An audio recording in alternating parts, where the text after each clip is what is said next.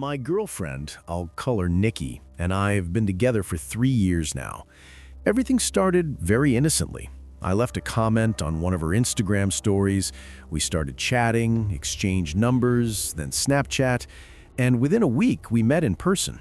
We really clicked and began hanging out right after the New Year in January. As Valentine's Day approached, it felt great not to be facing the holiday alone. But a few dates in, Nikki opened up about something serious. She had a stalker. His name was Ben, a guy a few years older than her who went to the same commuter college. They met during a group project, and afterward he started following her around campus. She said he found out where she lived somehow and began sending increasingly creepy texts. She never blocked his number because, strangely, she wanted to see how far he would go without taking the hint. She never called the police back then. She decided to tell me now because the messages had started again, specifically ramping up as Valentine's Day got closer. He was texting obsessively, and she kept ignoring him. Then he crossed a major line. He left a box of Russell Stover chocolates right on her doorstep and texted her, "I hope you like the gift I left you." That finally pushed her to respond. She sent him a long message telling him he needed professional help, that she was seeing someone seriously now, and to leave her alone forever. She was terrified about how he got her address. The most likely explanation was that he had followed her home one day from campus. I did everything I could to reassure her. I told her I wouldn't let anything happen to her, and I'd be there if she needed to go to the police. A few days later, she sent me a chilling screenshot. A text from a fake/spoofed number asking, "Is the guy you're seeing my full name?" Now I was personally involved, and it made my skin crawl. This guy had gone from creepy, persistent texts to possibly following her home to now somehow knowing my name. Nikki said if he contacted her one more time, she was calling the police, and I told her I'd go with her. Valentine's Day that year fell on a Friday. We went to a beautiful restaurant right on the water with outdoor seating because the weather was perfect. While we were eating, we both noticed a guy sitting alone on a bench near the parking lot.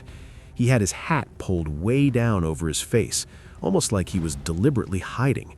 Nikki made a half-joking comment, "What if that's Ben?" We laughed nervously, but then he slightly turned his head toward us as we were staring, quickly looked away, stood up, and walked off fast. The laughter stopped. We seriously wondered if it actually could have been him, but after a minute, we tried to shake it off and enjoy the rest of dinner. Afterward, we wanted to keep the night going. Her parents were home, but I had my rental house to myself, so we went back there.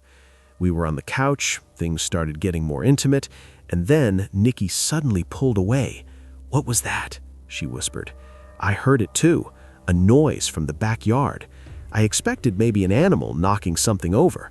Instead, I found the entire tall stack of beach chairs that leaned against the side of the house had been knocked flat. No wind that night, nothing that could explain it naturally. I scanned the bushes that completely surrounded the fenced yard, and my eyes locked onto something tall and wrong in the darkness. I stepped closer, squinting, and realized it was a person standing perfectly still among the branches. The second he saw me notice him, he started pushing through the bushes toward me fast enough that my brain screamed threat. I didn't wait. While he was still tangled in twigs and leaves, I tackled him hard to the ground. I pinned him and yelled, "Stay down," over and over. I screamed for Nikki until she ran outside. She took one look and gasped, "Oh my God, yes, that's him, that's Ben." While I held him down, she called 911 and showed the arriving officers every single harassing text, photo, and message she'd saved. He was arrested on the spot for trespassing. Because of the mountain of evidence, Nikki pressed additional charges for stalking and harassment. In the end, he got a misdemeanor conviction, paid a fine, and she got a permanent order of protection. If he ever contacts her again, even once, he goes straight to jail. That was 4 years ago, this Valentine's Day. Thankfully, he's been smart enough, or scared enough, to never reach out again. But every February 14th, we still look over our shoulders a little more carefully. 4 years ago on Valentine's Day, my boyfriend, now my husband, and I planned a nice dinner out. As we walked into the restaurant, this older couple sitting outside on a bench stared at us very intently. I nudged my boyfriend's arm as he gave his name to the host for the wait list. She said about 45 minutes, and she'd text when our table was ready. To pass the time, we decided to walk across the street to the mini-golf place. As we headed toward the car, the woman from the couple suddenly stood up, held out her hand, and introduced herself as Mrs. Gretty. I didn't want to be rude, so I shook it. She went on to say that she and her husband were amateur photographers, thought we were a great-looking couple, and would make perfect subjects for photos. Their studio was only a 5-minute drive away. She didn't have a business card, but they could drive us there right now since the wait was long. Every red flag went up. My boyfriend politely declined, saying we already had plans. She gave this slow, haunting smile and sat back down next to her husband, who hadn't said a single word the entire time. We laughed it off nervously once we got to mini-golf. Surprisingly, the place was completely empty, but I still felt uneasy. You can see the entrance in every level from almost anywhere in there. On our 5th round, the front doorbell rang. I turned and my stomach dropped. It was the same couple. The woman scanned the room, locked eyes with me, and gave the most unsettling wide smile. I whispered to my boyfriend that I was really uncomfortable and wanted to leave.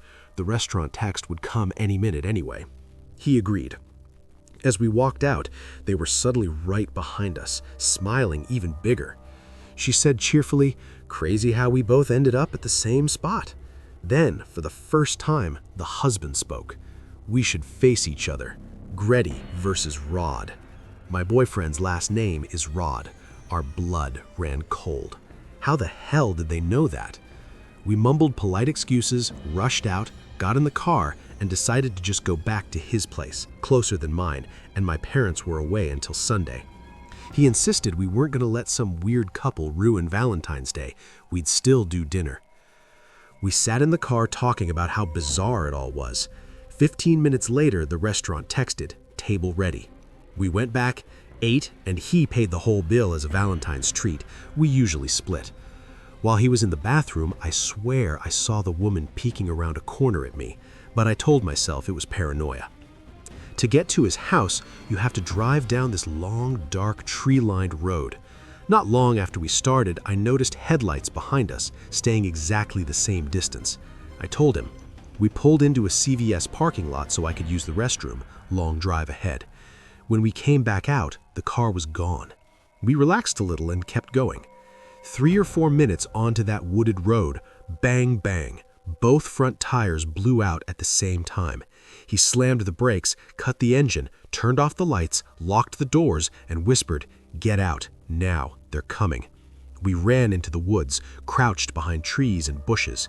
He called 911, quickly explained our location and that someone had followed and sabotaged the car, then hung up because he didn't want noise. We lay flat. Minutes later, we heard an engine approaching, then stopping. A woman's voice, unmistakably Mrs. Gretty, yelled into the darkness, "We took too long." A car door slammed. Tires squealed as they sped away. Police arrived about 2 minutes after that. We told them everything, they took our statements, said they'd look into it, but 4 years later, we've never heard another word. No arrests, no identification, nothing. We still have no idea who they were, what they wanted, or how they knew his last name. We tell our kids this is our crazy Valentine story now, but we still get chills every February. In fall 2018, I was doing online classes at a good college, but planning to transfer to my hometown university for the winter semester. I wanted to make friends and hopefully meet someone to date so I wouldn't feel so isolated. That's how I met a girl on Tinder. We had a ton in common, started dating, and had a really good time together for a while. After Thanksgiving break, though, something shifted. She was always playfully sarcastic, but it turned mean and aggressive, the kind of teasing that stops being funny and starts hurting. No physical stuff, just words that cut deeper than they should in a relationship. I told myself it was final stress. We ended things mutually right as winter semester began. I'd moved into a cheap but nice apartment. Dorms weren't a Keeling. She was from out of state, missed her family, friends, and pets terribly, barely knew anyone here except me and a roommate she hated. She wanted to be alone all the time. It was an easy breakup. She basically ended it herself, which saved me the anxiety of doing the dumping. A few weeks passed. I started feeling better when I looked back and realized how many issues I'd overlooked. The week before Valentine's Day, I got sad thinking about the fun plans I'd had for my ex. To avoid being alone on the holiday, most friends were coupled up, I reactivated Tinder just to see if I could find someone chill for February 14th. I matched with a few people, but they all wanted to go bar hopping, not my scene at all. Then I started texting Alex. Shoulder-length blonde hair, cute glasses, freckles, bright blue eyes. She liked staying in and watching movies, exactly like me. She even had the same major as my best friend Rob and was in some of his classes. Small department, just starting, so she was still learning names. We moved to Snapchat after an hour of texting, and I asked if she wanted to hang out on Valentine's Day. She said yes. Valentine's 2018 was a Thursday. I had no Friday classes. She said she'd skip her morning ones so we wouldn't feel rushed. The night went perfectly. McDonald's, a movie, walking around downtown, back to my apartment, sex. Everything felt natural and fun. It was snowing hard. Her place was a 10-minute walk away, so she asked to spend the night. I said, of course. We fell asleep around 1 a.m. I'm a very light sleeper when someone new was in bed with me. Around 3 a.m., she got up to use the bathroom. I saw the light under the door and went back to sleep. At 5:30 a.m., I woke up again. She wasn't next to me. Bathroom light was off. Her clothes were still on the floor next to mine. No texts saying she'd left. Then I heard a faint creak from the other side of the bedroom. In the dark, I could just make out her shape, standing in the corner, facing the wall, completely still. I quietly said her name, asked if she was okay. No answer. I turned on the bedside lamp, dim light, got up, walked over, gently touched her shoulder and said her name again. Nothing. 10 long seconds of silence. Right as I opened my mouth to say it a third time, she whipped around at impossible speed, started screaming like a feral animal, and began hitting me wildly. Not full-force punches, but enough to sting. I'm skinny. Her face had zero emotion, blank, dead eyes, mouth open in a scream. I stumbled backward, fell onto the bed. She climbed after me, still screaming and slapping and hitting. After maybe 30 seconds of this nightmare, she suddenly stopped, ran to grab her clothes, and bolted out of the apartment, front door left wide open. Shaking, I ran to lock it. Then I noticed a horrible smell coming from the bathroom. Door was closed. I opened it. The stench hit like a wall. Shower curtain torn down, medicine cabinet contents thrown everywhere, the floor soaked, and on the mirror, she'd smeared feces all over it. I called the police right away. They came, took a report. Tinder and Snapchat profiles were already deleted. All I had was one filtered selfie she'd sent me. I'd screenshotted it because it was cute. Police said there wasn't much they could do but file it and keep an eye out. They suggested I have a friend stay over that night in case she came back. I called Rob, the one in her supposed classes. He came over. I told him the whole story and showed him the photo. He said he'd never seen her in any class, ever. Rob and I watched a movie and crashed around midnight. At 3 a.m., I woke to the sound of someone trying to open the front door handle, slowly, persistently, for a full minute. Then it stopped. I crept over, looked through the peephole. Hallway empty.